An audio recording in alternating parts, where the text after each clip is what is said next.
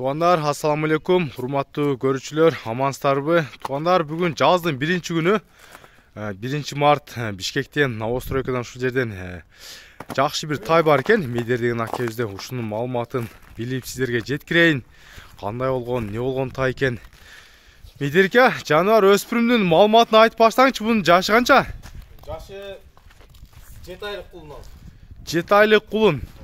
Куда кааласа жазга 1 жаш болот дейм, а? Жазгабы, жайгабы? Майда 1 жаш болот да. Мына, майга 1 жаш чыга турган экен. Эркек кулун, а? Эркек, артыңкы 1 буту, астынан 1 бутак экен, а, жаныбардын? Кашкасы да барбы? Мына туугандар, кашкасы мынандай болгон, омуросу кең болгон. Жакшы тай экен. Жазга 1 жаш. Шунун бою канча ушу турушунда? Бою 1,47. 1,47, а? Шене боло берет экен. Келип өлчөп алса да боло берет. Мына туугандар, 1,47 экен.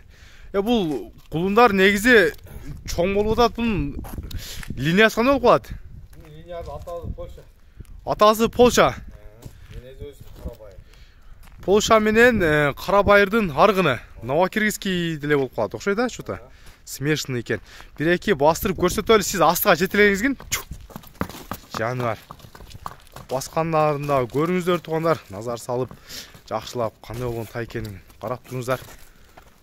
Ана ошол жерге коюп туруңчу, мындай да көрсөтүп коеюн. Оппа, мына тишин ачып атат, бир тишин ачып коелу ушу көрүүчүлөргө, а? Тай өзүн дагы намек кылып тишин ачып калды. Мына өзү ана родной ачып кой. Бул өзү ачат окшойт, а? Какой-то бир сөз айтыш керек буга. Тишин ачып көрөм. Мына көрдүм. Бул үйрөтүлгөн эмне беле тишин ач дегенге? Тишин ачып көрөм. Мына коюп туруң ушул жерге. Так, мына туугандар. Тишинде тай өзү акылдуу экен, көрдүңүздөр, ачып да көрсөттү. Бой 1,47, Польшанын баласы туугандар.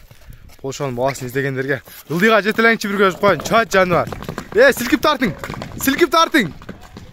Колдон чыкты.